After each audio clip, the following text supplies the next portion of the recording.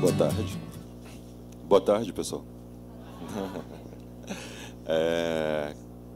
Como já foi falado aí, sou Beto, né? Sou Roberto Borges, sou lá do Cefet. E Samuel já explicou a nossa pesquisa, já fez a introdução de maneira aí brilhante. E eu vou falar um pouco para vocês a respeito do filme, né, e da comercialidade no filme. Mas antes disso, eu quero agradecer ao Chico o convite, né? Chico é meu amigo há mais de 20 anos, não, há quase 20 anos, né? Ele tem essa cara de menininho, mas ele é velho, a beça. Na creche.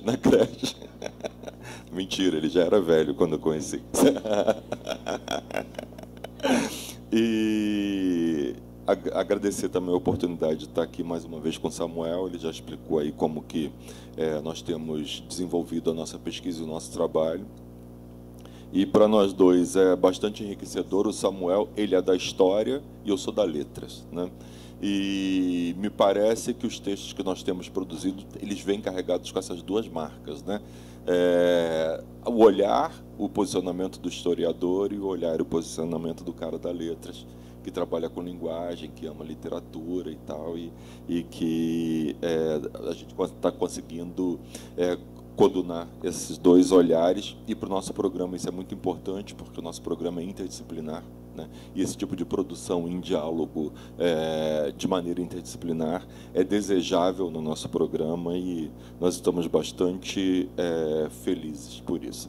Samuel já falou, mas eu quero falar de novo. O desafio que o Chico nos trouxe de produzir esse artigo foi muito prazeroso, tanto para mim quanto para o Samuel. Eu ainda não tinha pensado a respeito dessa questão da comensalidade, e eu comecei a pensar nisso depois que o Chico ingressou nesse programa, que ele começou a falar, me deu uns livros, e eu comecei a ler os livros e ouvir bastante o Chico. E eu quero parabenizar o programa inteiro, né, dizer que essa proposta de vocês é fantástica, né, e cada vez que eu conheço um professor desse programa, eu fico doido para vir para cá, né, trabalhar com vocês, porque a proposta é bastante interessante. Então, dito isso, eu vou repetir algumas coisas que alguns nomes dos quais o Samuel já falou, e eu quero pedir perdão a vocês porque eu vou ler o texto, que essa é a minha quarta mesa essa semana, né, e a última dessa semana, e aí os neurônios já não estão se coordenando mais. Chico, você pode passar, por favor? Como eu disse, eu sou da letras, e aí nós utilizamos como epígrafe esse poema da Adélia Prada, né, que eu acho bastante interessante. Eu amo esse poema, e o título dele é Ensinamento, né? E ela diz o seguinte: minha mãe achava estudo a coisa mais linda do mundo. Não é. A coisa mais linda do mundo é o sentimento. Aquele dia de noite, o pai fazendo serão, ela falou comigo: coitado, até essa hora no serviço pesado. Arrumou o pão e café, deixou o tacho no fogo com água quente. Não me falou em amor. Essa palavra de luxo, né? E eu acho que esse texto ele tem muito a ver com o filme que a gente analisou, porque ele fala do preparar o alimento para o outro como uma materialização do amor, né? E fala desse sentimento que é você fazer o alimento, que é uma alquimia, né? Que é um preparo mágico. E aí eu queria só trazer o poema para nós começarmos a fala. E eu vou falar um pouco do Zósimo Bulbul, que não é aquele, né? É problema do corretor. O corretor não reconhece o nome do Bulbul quando a gente coloca. Tô tentando, Samuel. Então, o Zósimo, ele é um verdadeiro ícone para o cinema negro. E eu vou iniciar a minha apresentação falando dele, né? Que o Zósimo, ele era cineasta, ele era ator, ele era modelo, ele era produtor de filme e ele era diretor de filme. E vocês vejam, né? Chico, pode passar. Esse aí é o Zósimo. O Zósimo, ele é um desconhecido da maioria dos brasileiros, e ele é um desconhecido extremamente ilustre pelo papel que ele acabou assumindo nessa sociedade. E eu quero dizer o seguinte, o Zósimo, ele criou o Cine Afro-Carioca, do qual o Samuel falou, aos 70 anos de idade, né? Ele foi para o Peru e assistiu, participou lá de um evento em que havia exibição de filmes negros, e ele ficou muito impactado com aquilo e veio para o Brasil e disse: eu quero fazer uma coisa igual no Brasil, porque as pessoas negras, elas não estão nas telas, elas não estão no cinema, e eu quero fazer um espaço para reunir pessoas negras que queiram produzir. Aos 70 anos de idade, né? Aos 70 anos, a maioria de nós quer dormir, quer descansar, quer fazer outras coisas, quer, enfim, se divertir. E o cara, aos 70 anos, resolve trabalhar e cria um espaço que acaba se tornando um dos espaços mais importantes da América. Nós achamos que é o mais importante espaço da América Latina, a partir ligado à questão do cinema negro, a partir da criação do Centro Afro-Carioca. O Zósimo, ele iniciou a sua carreira cinematográfica nos anos 60, no auge do cinema novo, como o Samuel falou, e ele trabalhou em aproximadamente 30 filmes. Em 69, ele foi o primeiro homem negro a protagonizar uma telenovela. Ele trabalhou em Vidas em Conflitos, em que ele fazia par com a Leila Diniz, né? E a da Leila Diniz todos nós já ouvimos falar, né? E foi um escândalo. Foi um tremendo de um escândalo, porque você tinha, primeiro, um homem negro protagonizando uma novela, um homem negro protagonizando uma novela ao lado de uma mulher branca, que não era uma mulher branca só, era a Leila Diniz. E houve esse escândalo, ele provocou duas ações bastante contundentes, né? A primeira delas foi o seguinte: a novela foi vetada pela ditadura militar. Ela estava em curso, estava sendo transmitida, e o fato de haver um homem negro contracenando com a Leila Diniz foi o suficiente para a ditadura barrar. A novela teve que ser interrompida e não continuou a exibição. E o outro, que foi bastante positivo, é que quando o Zósimo aparece nessa telenovela, ele é visto como o homem negro mais bonito do Brasil, né? E o Denner o chama para ser modelo do Denner, e ele vai ser modelo do Denner e viaja o mundo inteiro como modelo, e se torna bastante conhecido, né? O Denner era um costureiro, da alta costura, era um costureiro que só a classe alta tinha como consumir a roupa dele, e o Zósimo se torna essa pessoa. E quando ele começa a refletir sobre essa questão do cinema negro, né, que, como Samuel falou, que era um cinema sobre o negro, mas que os negros não produziam, e que esse negro ele vai aparecer no cinema novo como povo, né, como representação do povo, e não como não há uma discussão racial, há uma discussão da pobreza, como que essa pobreza se materializa e tal. E pobre, a pobreza sempre teve cor no Brasil, e a pobreza sempre foi preta, embora haja muitos brancos pobres, as populações negras sempre foram muito mais pobres, e aí elas apareciam ali para essa configuração. E, diante disso, em 74, passa mais uma, Chico, o Zósimo, ele dirige o seu primeiro curta-metragem, do qual o Samuel falou. Esse curta-metragem, ele se chama Alma no Olho. Isso aí é uma foto desse curta-metragem. É um curta-metragem que tem 11 minutos, vocês podem procurar no YouTube, que ele está lá. E em 11 minutos, o Zósimo, sem uma palavra, ele consegue expressar toda a exploração dos povos negros desde que os primeiros negros chegaram aqui. E é muito interessante que Alma no Olho é inspiração até hoje, né, para as pessoas negras que produzem filmes, né? E nós temos ido a alguns festivais, e é muito interessante que chega uma juventude preta que está produzindo filme, e essa juventude se autodenomina Tropa do Zósimo, né? E eles gritam, todas as vezes que qualquer uma pessoa negra é premiada, eles gritam nos festivais: Tropa do Zósimo, Tropa do Zósimo, Tropa do Zósimo. E aí por isso que eu disse inicialmente que ele é um desconhecido extremamente ilustre, né? Que, embora a maior parte da população ainda não o conheça, a juventude negra que produz filme conhece o Zósimo, né? E a maioria diz que produz a partir dele, a partir do que ele construiu. E como o Samuel falou, nós fizemos lá uma pesquisa de iniciação científica, e nessa pesquisa nós tivemos como objetivo mapear o que foi produzido nos 10 anos. No ano passado, o Centro Afro Carioca fez 10 anos e promoveu o 10º encontro de cinema negro. E nós fizemos um levantamento de gênero, quantas mulheres e quantos homens produziram. Fizemos um levantamento de origem, de onde são os produtores, de quais estados do Brasil e de quais países da África, e também temos produtores da Europa e temos produtores também da América do Norte, dos Estados Unidos, do Canadá, e fizemos todo esse levantamento.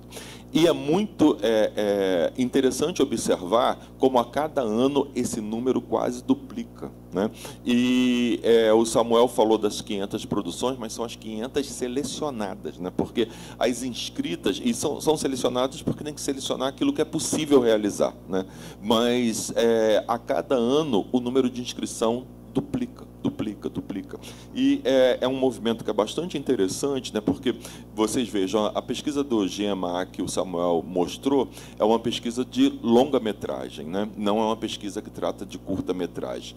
E nós vamos ver o seguinte: existe uma produção de curta-metragem de altíssima qualidade, sem recursos. Eles são capazes de fazer filmes, e elas, né? Eles e elas, e muito mais elas, que cada vez o número de mulheres produtoras cresce mais dentro do curta-metragem nacional. Elas conseguem produzir filmes de baixíssimo custo, com extrema qualidade, né? Outro dia eu vi um rapaz falar que ele produziu o curta dele com R$170, e eu fui ver o filme era fantástico, né? Eu estive presente em um festival em São Gonçalo, e do qual participa gente do Brasil inteiro, e quando eles falavam de quanto cada um gastou para produzir os filmes, eu não acreditava, porque é inacreditável mesmo como que se consegue produzir. E assim, eles fazem coisas do tipo, os coletivos conversam uns com os outros, e aí um coletivo diz para o outro: olha, eu não tenho câmera, aí o outro tem, eu não tenho isso, aí o outro tem, aí emprestam um para o outro para fazerem produções coletivas, e é muito comum o coletivo que faz o empréstimo exigir que o nome dele não apareça, para que o protagonismo seja do produtor e não de quem auxiliou, né? E é bastante interessante isso. E eu vou começar a falar um pouco do filme, né?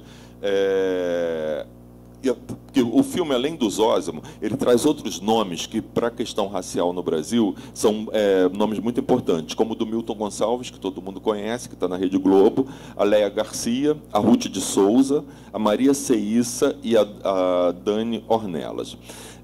A história do Milton, da Léa e da Ruth e do Zósimo, né, ela se confunde com a história de luta e de resistência antirracista no Brasil. A Ruth de Souza e a Léa Garcia tiveram a sua formação teatral no Teatro Experimental do Negro. Não sei se vocês já ouviram falar do TEM, né? O TEM foi um projeto de formação teatral e de apresentação de teatros que surgiu em 1944, pelo Abdias do Nascimento, e também pela Arinda Serafim e Marina Gonçalves. Normalmente, quando se fala do TEM, fala-se exclusivamente do Abdias do Nascimento, né? Por quê? Porque desde então e desde sempre as mulheres são apagadas, né? E, na verdade, se não fossem essas duas mulheres, ele não teria criado esse teatro experimental do negro. E o TEM, ele tinha como principal objetivo resgatar, valorizando a herança da cultura e da identidade afro-brasileira pelos vieses da arte, da cultura e da educação. A Ruth de Souza, que é uma das pioneiras da televisão brasileira, tem hoje 95 anos de idade e traz em seu currículo duas marcas importantes, tanto para o Teatro Nacional quanto para a televisão. A Ruth foi a primeira mulher negra a se apresentar no Teatro Municipal do Rio de Janeiro, na peça O Imperador Jones, em 1945, e a primeira mulher negra a ser protagonista de uma novela, A Cabana do Pai Tomás, de 1969. A despeito de seu talento, de seu currículo, de seu histórico, da sua importância para a cultura brasileira, Ruth atuou quase que exclusivamente em papéis historicamente oferecidos às pessoas negras, ou seja, independentemente de sua capacidade de atuação, ela sempre foi coadjuvante.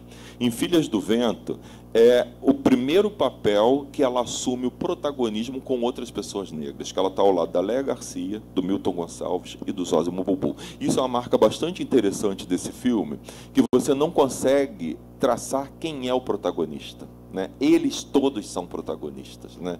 E é uma construção que não é por acaso, né? É uma construção pensada e elaborada para isso, né?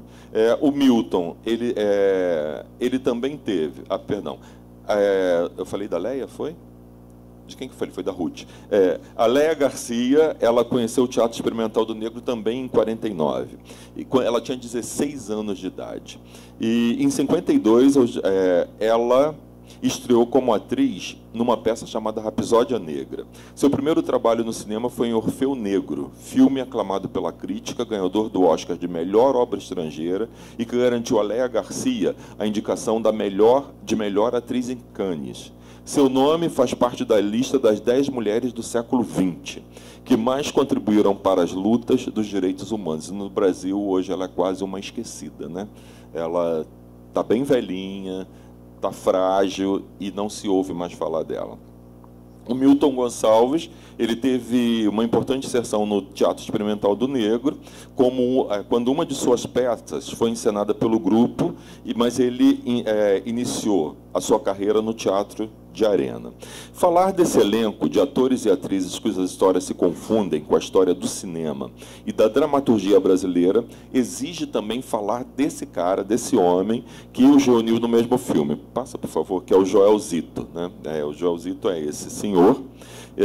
Ele é doutor em Ciências da Comunicação e Artes e pós-doutor pelo Departamento de Rádio, TV e Cinema do Departamento de Antropologia da Universidade do Texas. Zito é cineasta, produtor executivo, professor e escritor, né? E os filmes que ele tem produzido, Samuel já falou de vários deles, têm recebido prêmios pelo mundo todo. E A Negação do Brasil, que o Samuel também falou, é um produto da tese de doutorado dele. Ele fez uma pesquisa durante o doutorado e depois transformou essa tese em um documentário. O documentário foi o produto resultante da tese. E ele ganhou também o prêmio naquele Festival Internacional de Documentário É Tudo Verdade e o melhor roteiro em Recife. Enfim, ganhou um monte de prêmios, né? E depois que essas pessoas já foram apresentadas, eu acho bastante importante nós refletirmos sobre o fato de que Filhas do Vento é um filme formado quase em sua totalidade por pessoas negras, né? E todas as vezes que nós falamos disso, falamos de cinema negro, né? Essa conceituação do cinema negro, ela ainda é um pouco controversa, existem várias conceituações diversas, mas, a meu ver, cinema negro é o cinema que é produzido por negros, protagonizado por negros, né? Quando você tem, por exemplo, lá o cinema novo, para mim aquilo jamais pode ser considerado o cinema negro. Nós tivemos uma polêmica muito recente com o filme Vazante, da Daniela Thomas, eu não sei se vocês puderam ver, e houve uma polêmica tremenda, que o filme foi premiado em diversos lugares, e quando ela chega ao Festival de Brasília, na plateia havia um número bastante grande de pessoas negras e as pessoas se colocam dizendo que aquele filme era totalmente desrespeitoso e que aquele filme não deveria sequer ter sido filmado, né? Porque hoje, nos dias de hoje, não cabe mais uma pessoa fazer um filme com pessoas negras que não tenham subjetividade. Os personagens não têm nem nome, né? Os personagens não têm nenhum tipo de dramaticidade. Os personagens... E aí, quando ela vai justificar, ela diz que ela foi formada pelo cinema novo e que ela acreditava que o fato de ter corpos negros já era suficiente para representatividade, né? E ela vai tentar remendar o soneto e ela acaba destruindo tudo isso. E é bastante interessante a gente refletir sobre isso, né? Quem de nós precisa, ainda hoje, em 2018, no século XXI, ver corpos negros sendo açoitados? Quem de nós precisa ver corpos negros sendo desumanizados, né? Não existe mais espaço para esse tipo de exposição, né? E isso vai aparecer por aqui.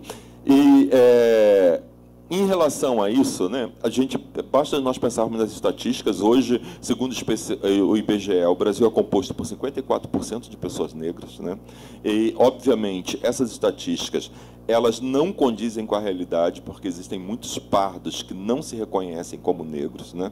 E negro é o somatório de preto e pardo, né? E em função dessa nossa colonização, em função da desumanização das pessoas negras, em função do racismo, é muito difícil para as pessoas se colocarem nesse lugar, porque ninguém quer se colocar no lugar do objeto, né? Do que é nojento, do que é feio, do que é fedorento, porque todos esses adjetivos eles são historicamente ligados aos corpos negros.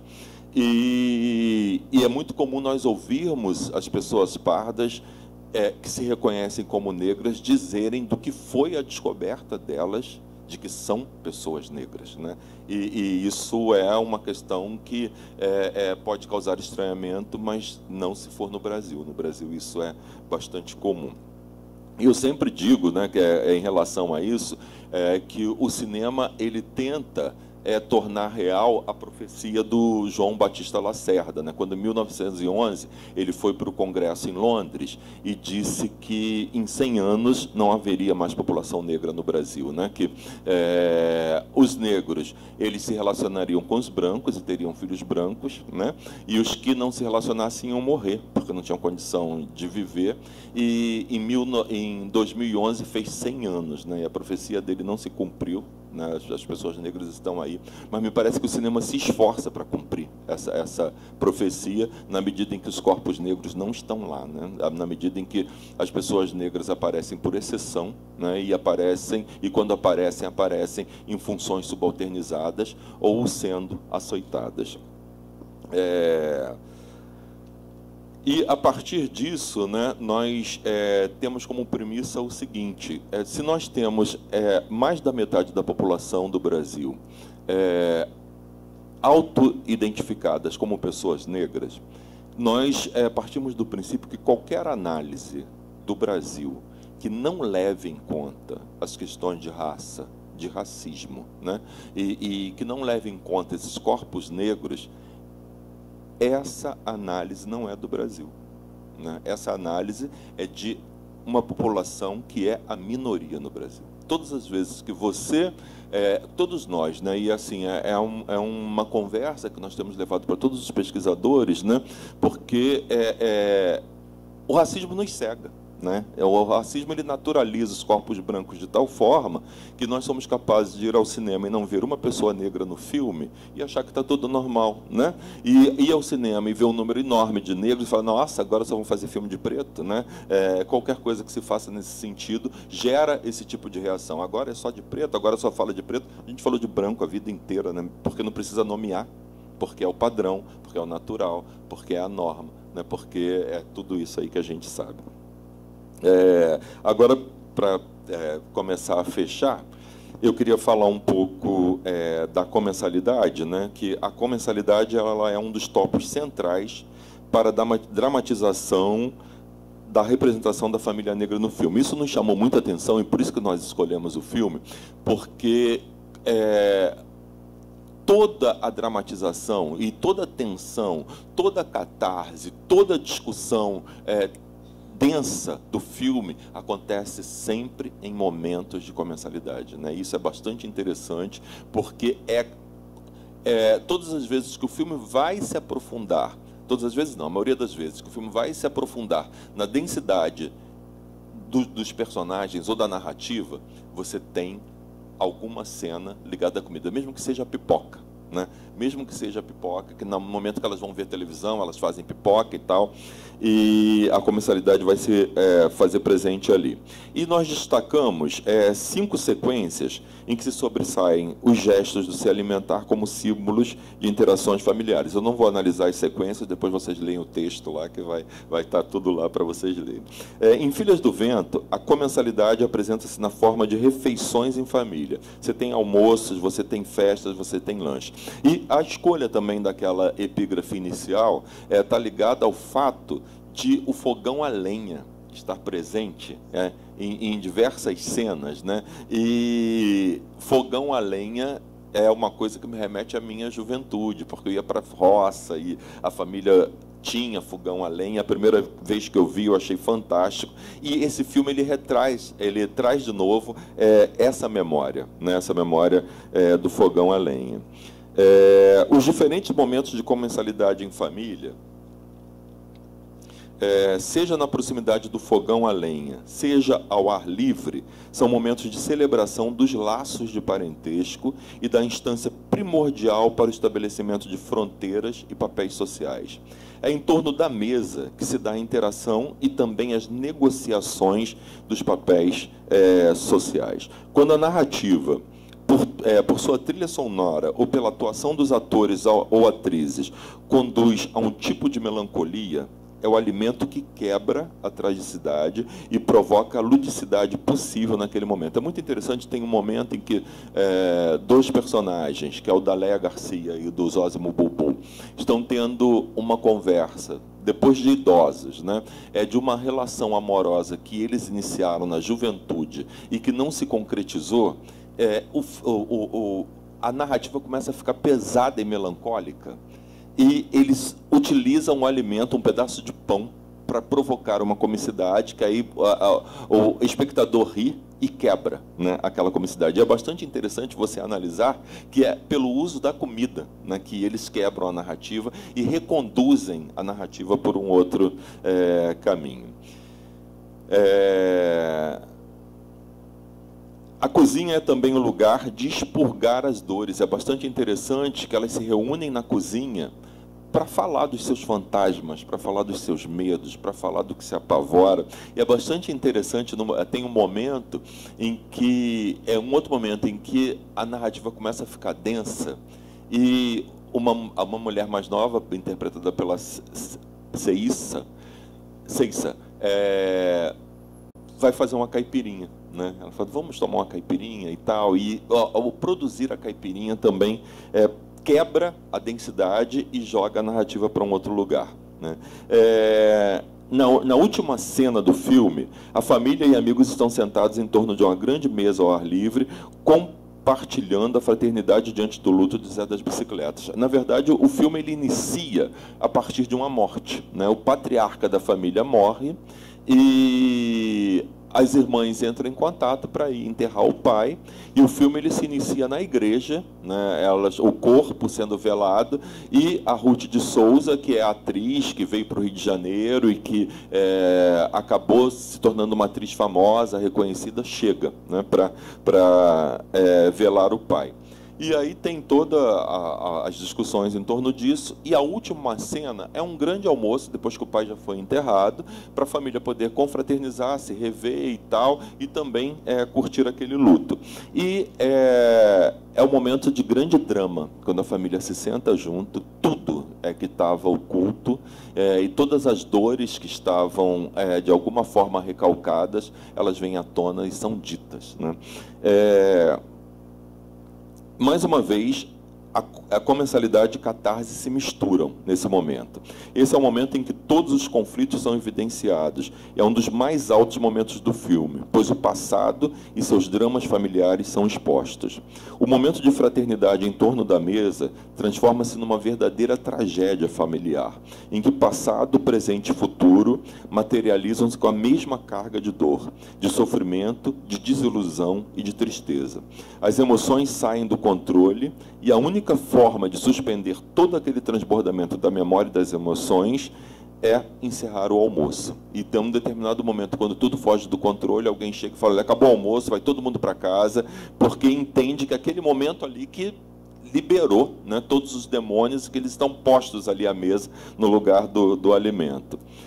O impacto do filme nos espectadores do Festival de Gramado tem uma curiosidade em relação ao filme, que é uma curiosidade bastante ruim, é que ele ganhou muitos quiquitos em Gramado. E quando ele é premiado em Gramado, a crítica cai de pau. E a crítica diz que ele não ganhou pela qualidade, ele ganhou porque eram todos pretos e os jurados não tiveram coragem de analisá-los verdadeiramente. Isso causa uma confusão tremenda, porque os atores se reúnem e vão lá para devolver os quiquitos. E eles dizem que se foi dessa forma, a gente não quer que seja. E o filme já tinha sido premiado em outros lugares, e isso deu uma balbúrdia tremenda durante muito tempo.